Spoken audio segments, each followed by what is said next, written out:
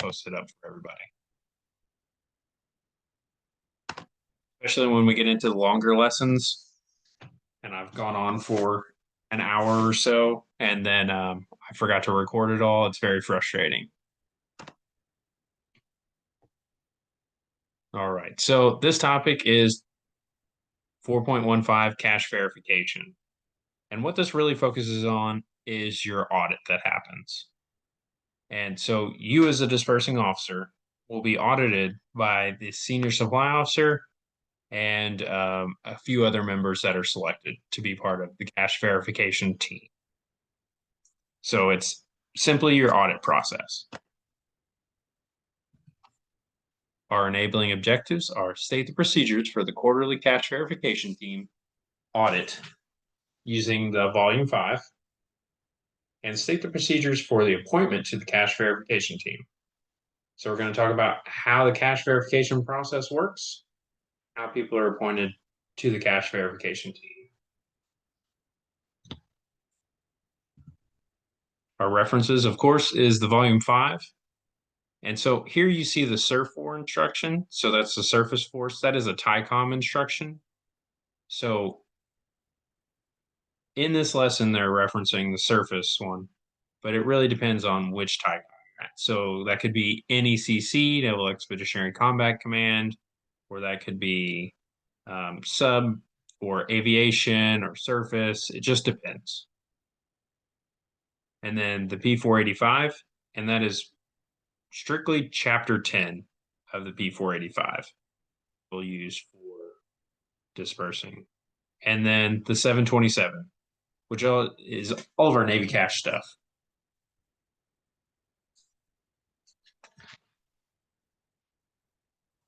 All right, our discussion points. The composition of the cash verification team, so who's on it, the CVT, the cash verification team procedures, the Navy cash procedures, which they're not really separate. It's all one process done at the exact same time. Frequency of verification, and the written report. And the written report is bottom line by the senior member of the audit team and routed up to the commanding officer. It is just pulse points to let the CO know that you are running things as it should, or if there are deficiencies, what they are.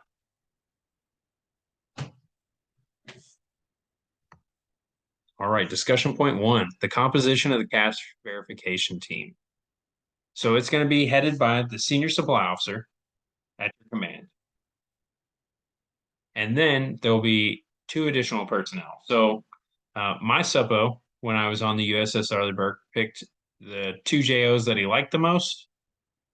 And then he just had those be on the cash verification team because most of the JOs he could not stand. So he just picked somebody he could be in the same room with for an hour or so. Whenever possible, somebody on your cash verification team should have dispersing experience so they can go through and know the systems as well as understand how things could go wrong and help you be able to correct anything if they find it. But the senior member is appointed by the CO to the cash verification team, and the other members are also appointed by the commanding officer. Now they're selected by and nominated by the senior supply officer, again, appointed by the CO. Their letter will be bottom line by the commanding officer. What questions do we have about the composition of the cash verification team?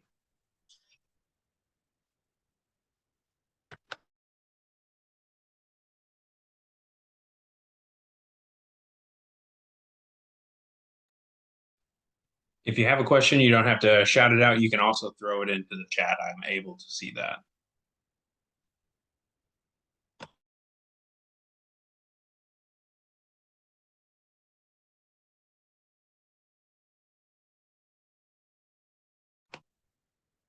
All right, moving on. So discussion point 2 is cash verification team procedure. So they are going to come through, the cash verification team is going to come through and they're going to count all of your cash. They're going to make sure that all of it is there. They're going to inventory all of your checks. They're going to make sure that all of them are there. They will look at your safekeeping deposits. They are going to look at your Navy cash cards, all different types, to make sure that your ledger matches up to what you say you have. They'll also go through the Navy cash system reports to ensure that you are appropriately managing the system.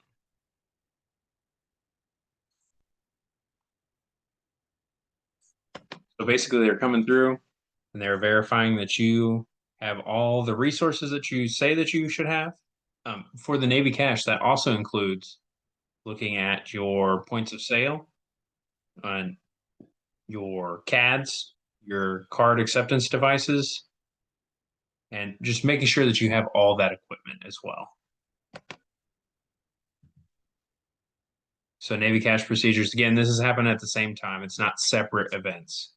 They just need to know how to go through the reports in the Navy cash system to show that you are doing all of your processes right. So I actually had to teach my SUPO, my senior member of my cash verification team, how to work Navy cash. He didn't have the opportunity to work on it when he was a junior supply officer. And again, the Navy cash assets that are going to be inventoried are spare points of sale. They're going to look at your Navy cash cards, the 3 different types, and then they're going to look at your funds. So who can tell me what the 3 different types of Navy cash cards are?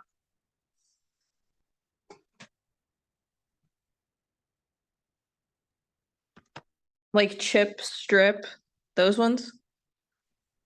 No, so those are 2 accounts on the Navy cash card. I'm talking, so there's a type for people that are part of the ship's crew. There's a type for people for organizations, and then there's one for visitors. So you have those for what they are. So you have your merchant, your everyday cards for everyone on the ship, permanent cards, and then you have your visitor cards.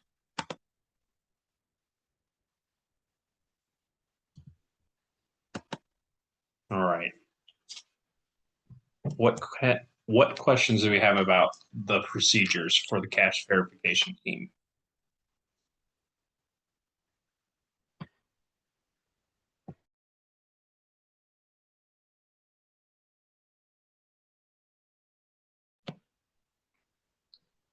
It is a relatively simple process. It can be very time consuming depending on who you have in the cash verification team. So I found it frustrating because I was a teller when I was young and I saw people counting cash extraordinarily slow. So that was the most frustrating part for me. We don't have any questions. Moving on to frequency of verification. This is our discussion point 4. So the cash verification team will come through quarterly at random.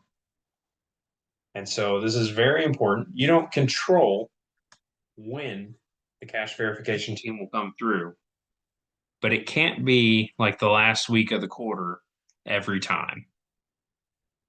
And so you might have to prompt your supply officer, your senior supply officer, to remind them, hey, you have consistently done it on the first month of the quarter or the 3rd month. Just make sure that you are keeping it completely random. If you don't, it is a hit during inspection. So you are trying to not tell your senior supply officer when, but you're just reminding them, hey, it needs to be at random intervals.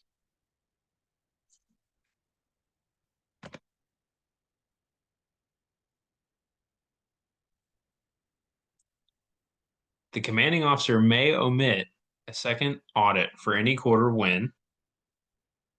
Okay, so the main one is official audits for accountability we're conducting during that same quarter. So what that is saying is if the FEG, the field examination group, your inspectors that come out every couple of years, they inspect you and say that you're good, the commanding officer can waive the cash verification team's audit.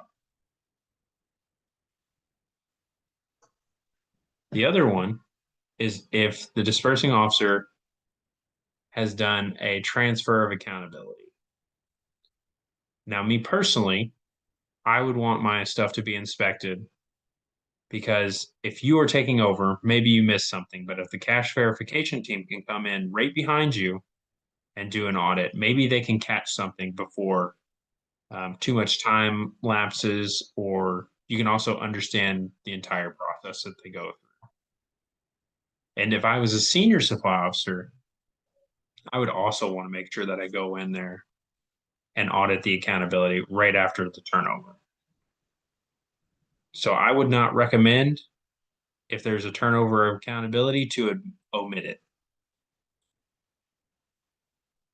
But again, if the field examination group comes through, the FEG, your senior inspectors that come through, I would trust them over the cash verification team, and I would push to omit that second audit. If you are omitting that second audit, the approval for that second audit's omission has to be in writing. If you are doing a cash verification, that also needs to be in writing and routed up to the commanding officer. So either way, you have to get a signature from the commanding officer. One just saves you and a couple other people an hour or two out of their day.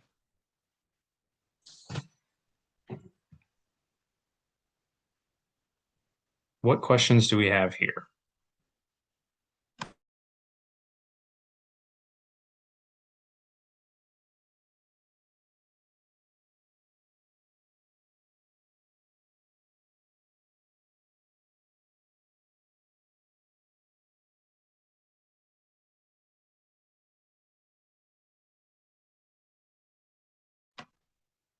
All right.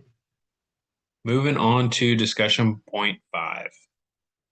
Again, so this is the written report, and this is just a letter from the cash verification team, all the members, and it will annotate the status of each of your line items. It will say how many points of sale that you're supposed to have, how much cash you have on hand, how many checks that you have, how many safekeeping deposits you have, and their value.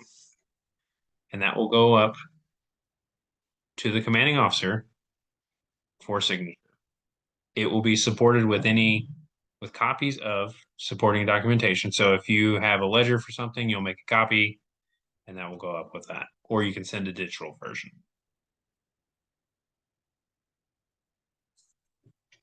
You'll have an example from your TICOM. So in this example, it's a ComNav Surf 4 instruction, but it could be any TICOM on how they want that report to look. What questions do we have?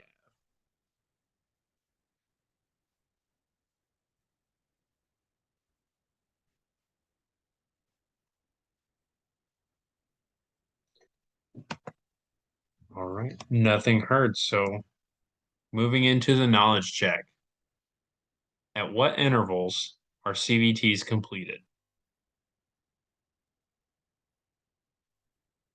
Quarterly at random intervals. Absolutely, quarterly at random. Who appoints members to the cash verification team? The CO. All right, who nominates them?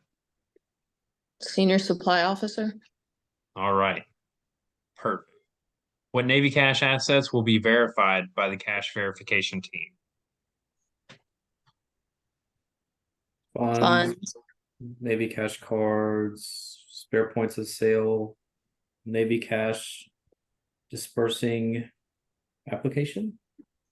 Yeah, and so that one's written in there a little bit vague, but there are some reports that you have to go through. So there's like a transaction ledger for all of your Navy cash.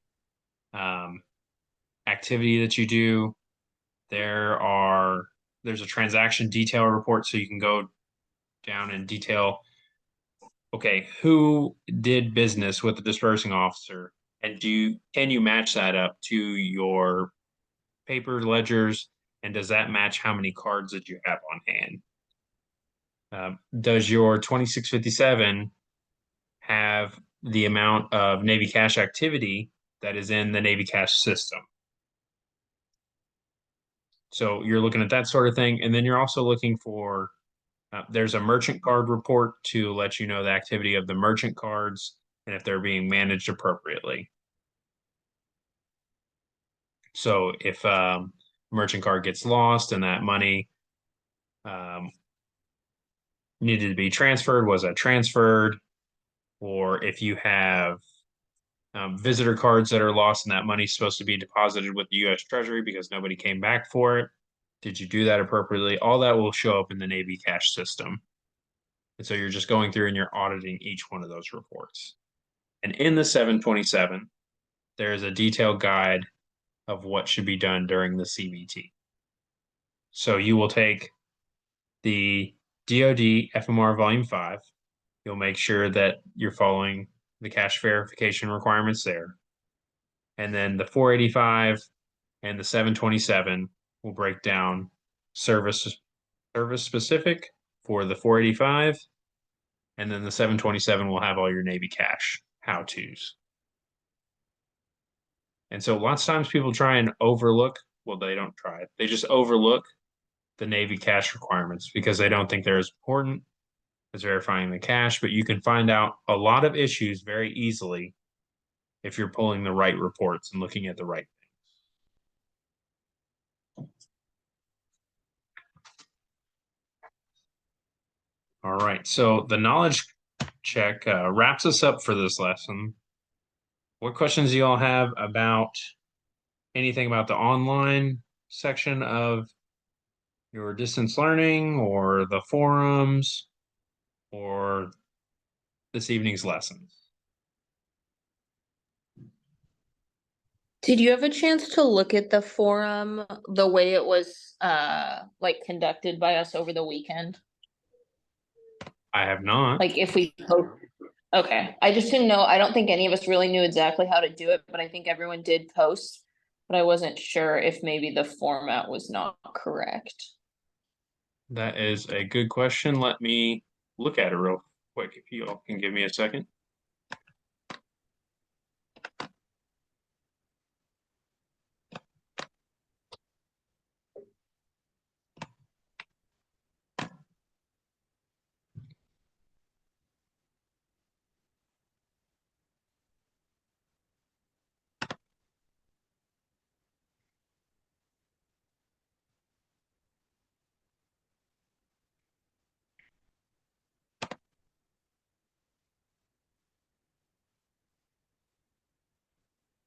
All right, who felt the most unsure about theirs that they want me to go in and look at?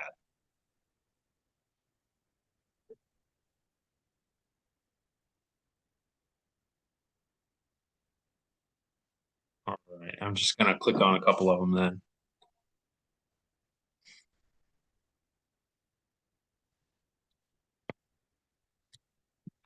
Okay, so good, the references there. Make sure that you're using the most up-to-date reference for the volume 5.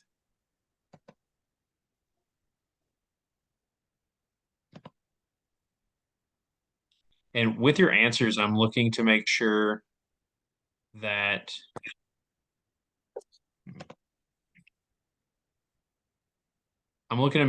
you understood the answers to the question, not that you just copied and pasted a section of the instruction. So it's not the more you can copy and paste, the better. It is, did I answer the question precisely?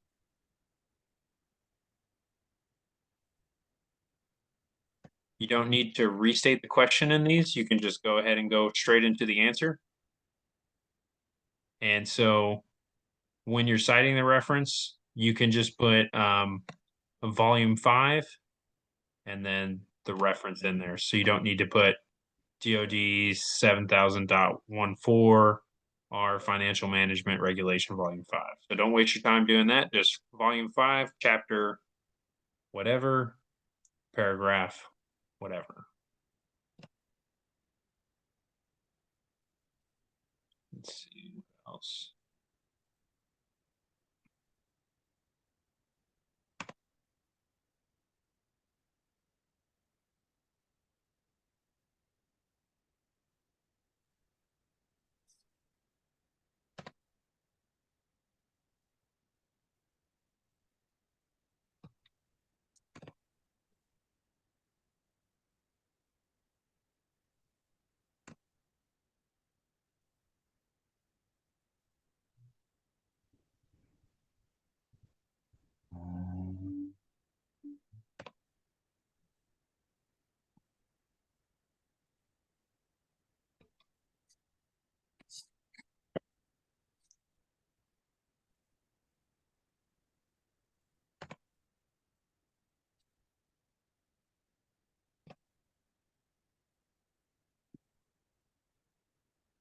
Ooh, I will say one thing. So in here, when you're going and doing your profile, if you could add a picture, that would be very helpful.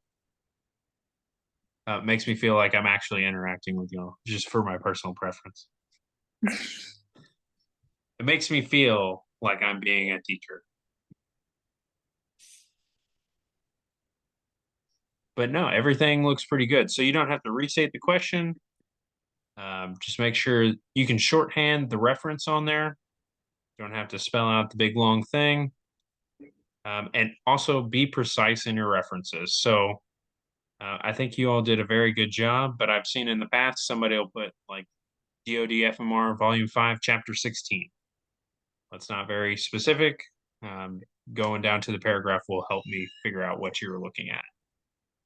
And just so you all know, if anytime you all have different references than I do, I will, because I do the homeworks as you go through with them as well, because the instructions change. If you have something different, I won't mark it wrong. I'll go and check that reference and see why we deviated there.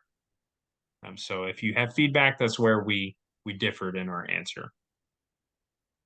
And so if it's still confusing after I put my inputs in there, just let me know and we can kind of talk through. Okay, I have a confirmation. I want to confirm something. Okay, absolutely. What is it? Good afternoon, everyone. So actually, I noticed that we should have had a class on Saturday, but I guess due to the holiday weekend, we didn't have the safekeeping class. So I noticed that you said the date for safekeeping deposit, if I hear correctly, should be the 10th. Correct. So it'll It be, should have been due on the 10th. yes, it will be. Okay, so does that mean that we have the class and then we do our discussion board after the class?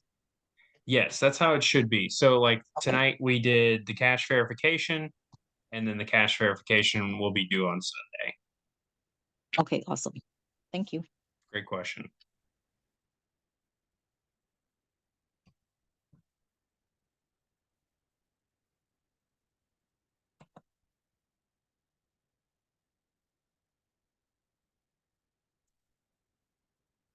All right. If y'all don't have any more questions, I'm gonna stop the recording.